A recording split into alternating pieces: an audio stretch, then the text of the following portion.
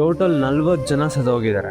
ಚಿಕ್ಕವರು 8 ಜನ ಸತ್ತೋಗಿದ್ದಾರೆ. ಈ ಇನ್ಸಿಡೆಂಟ್ ನಡೆದಿರೋದು TVK ರ್ಯಾಲಿಯಲ್ಲಿ. ಪರ್ಮಿಷನ್ ಕೊಟ್ಟಿರೋ ಪ್ಲೇಸ್ ಚಿಕ್ಕದು, ಸಿಕ್ಕಾಪಟ್ಟೆ ಜನ, poor planning, proper police protection ಅನ್ನೋದು ಇಲ್ಲ. ಗೌರ್ಮೆಂಟ್ ವಿಜಯ್ನ ಬ್ಲೇಮ್ ಮಾಡ್ತಿದ್ದಾರೆ. ಅಪೋಸಿಷನ್ ಲೀಡರ್ ಗೌರ್ಮೆಂಟ್ ನ ಬ್ಲೇಮ್ ಮಾಡಿದ್ದಾರೆ. ಪ್ರಾಪರ್ ಪ್ರೊಟೆಕ್ಷನ್ ಕೊಟ್ಟಿದ್ರೆ ಈ ಇನ್ಸಿಡೆಂಟ್ ನಡೆದಿರಲ್ಲ ಅಂತ ಹೇಳ್ತಿದ್ದಾರೆ. ಅಣ್ಣಾಮಲೈ ಅವರು ಹೇಳ್ತಿರೋದು, DMK ಅವ್ರು ಈವೆಂಟ್ಸ್ ಮಾಡಿದ್ರೆ ಭಯಂಕರವಾಗಿ ಪ್ರೊಟೆಕ್ಷನ್ ಅನ್ನೋದು ಕೊಡ್ತೀರಾ, ಅಪೋಸಿಷನ್ ಪಾರ್ಟಿ ಅವ್ರಿಗೆ ಯಾಕೆ ಪ್ರೊಟೆಕ್ಷನ್ ಅನ್ನೋದು ಕೊಡಲ್ಲ, ಇದು ಗೌರ್ಮೆಂಟ್ ಮಿಸ್ಟೇಕ್ ಅಂತ ಹೇಳ್ತಿದ್ದಾರೆ. ವಿಜಯ್ ಅವರು ವ್ಯಾನ್ ಮೇಲೆ ನಿಂತ್ಕೊಂಡು ಕೇಳ್ತಾರೆ, ನಾವು ಕೇಳೋ ಪ್ಲೇಸ್ ಅಲ್ಲಿ ನೀವು ಏನಕ್ಕೆ ಪರ್ಮಿಷನ್ ಕೊಡಲ್ಲ, ಎಂತಕ್ಕೆ ನ್ಯಾರೋ ಪ್ಲೇಸಸ್ ಮಾತ್ರ ಕೊಡ್ತೀರಾ, ಅಲ್ಲಿರೋ ಪೀಪಲ್ಸ್ ಗೌರ್ಮೆಂಟ್ ಹತ್ರ ಇದನ್ನೇ ಕೇಳ್ತಿರೋದು. இந்த இடம் தகுதியான இடமான ஒரு போலீஸ் கண்ணு தெரியாது, கரூர்ல இருக்கிற ஒரு போலீஸ் கண்ணு தெரியாது. எங்க பையன் தான் ನನ್ ಮಗುನೇ ಸತ್ತೋಗಿರೋದು ಅಂತ ಹೇಳ್ತಿದ್ದಾರೆ.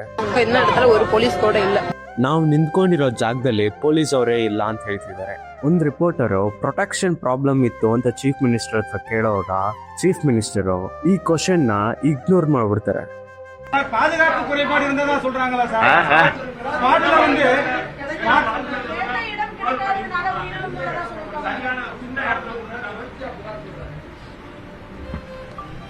ಈಗ ಇನ್ವೆಸ್ಟಿಗೇಷನ್ ನಡೀತಿದೆ.